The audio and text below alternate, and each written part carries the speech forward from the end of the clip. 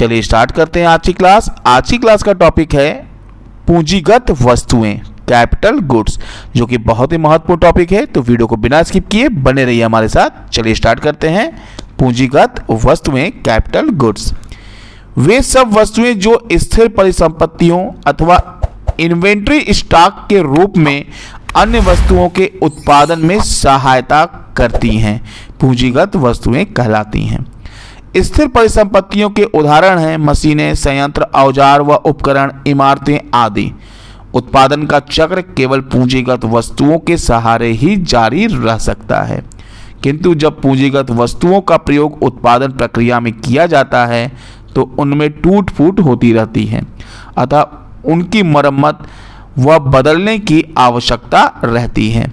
इस प्रकार एक अर्थव्यवस्था को समय के साथ साथ अपने पूंजीगत स्टॉक का संरक्षण, मरम्मत एवं नवीनीकरण करना पड़ता है। यह था पूंजीगत वस्तुएं।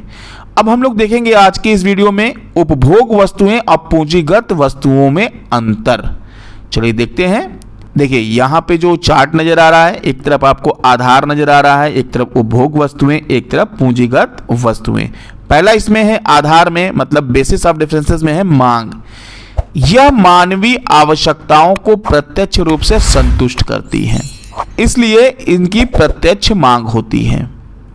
मतलब जो उपभोग वस्तुएं होती हैं ये मानवीय आवश्यकताओं को डायरेक्टली सेटिस्फाइड करती है, इसलिए इनकी डायरेक्ट डिमांड होती है।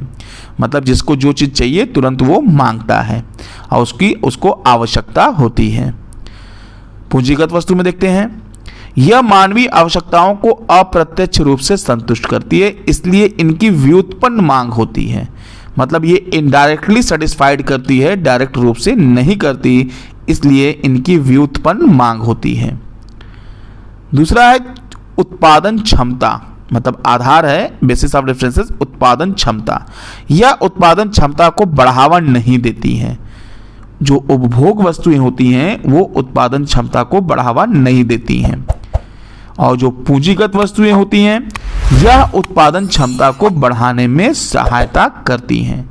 मतलब जितनी भी पूंजीगत वस्तुएं होती हैं वो उत्पादन क्षमता को बढ़ाने में सहायता प्रदान करती हैं। अब चलिए देखते हैं अगला, संभावित जीवन अवधि।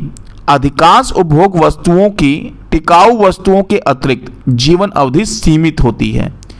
मतलब उसको प्रयोग करने के बाद उसका अस्तित्व समाप्त हो जाता है, जैसे दूध, ब्रेड, जूते आदि।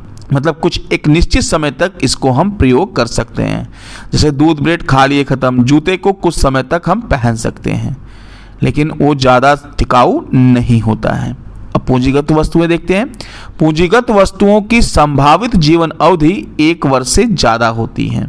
मतलब जितनी भी पूंजीगत वस्तुएं होती हैं उनकी जो अवधि होती है, एस्टिमेटेड लाइफ, वो 1 वर्ष से ज़्यादा होती है, मोर देन 1 ईयर। जैसे मशीनें, उपकरण आदि। ये था उपभोग वस्तुओं और पूंजीगत वस्तुओं में अंतर। हाँ, एक चीज़ जरूर ध्यान रखिएगा, उपभोग वस्तुएं और पूंजीगत वस्तुएं दोनों ही अंतिम वस्तुओं की श्रेणी में ही आते हैं। जिन लोगों ने अंतिम वस्तु या उसके प्रकार नहीं जानते हैं, नीचे डिस्क्रिप्शन में लिंक दिया है, वहां से देख सकते हैं। अभी के लिए बस इतना ही, मिलते हैं नेक्स्ट वीडियो में। अगर ये वीडियो अच्छा लगा हो तो इसको लाइक और शेयर करना ना भूलिए। अगर आपने अभी तक हमारे चैनल को सब्सक्राइब नहीं किया है तो सब्सक्राइब कीजिए, साथ में बेल आइकन को जरूर दबाइए ताकि लेटेस्ट अपडेट आपको मिलता रहे। धन्यवाद, आपका समय शुभ हो।